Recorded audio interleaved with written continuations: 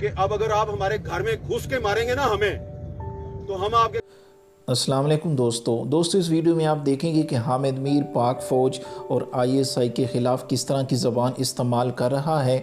इससे पहले आपको बताते चलें, ये जो एहतजाज हो रहा था, आपको हामिद मीर के दाएं तरफ एक शख्स के बाजू पे पट्टी लिपटी हुई है। दरअसल ये एक सहाफ़ी है जिसको कुछ दिन पहले कुछ नामालूम अफराद ने इसके घर आके इसको मारा पीटा था।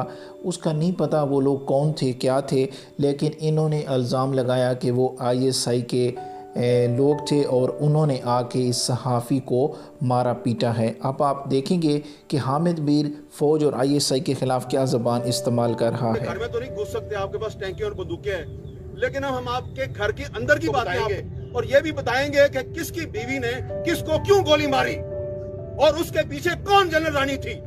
समझ आ गई है ना मैं क्या कह रहा हूँ। अब अगर आइंदा किसी साहबी के घर में घुस के तुमने उस पर तशद्दुद किया, हम बताएंगे कि तुम्हें तुम्हारी बीवी ने गोली क्यों मारी।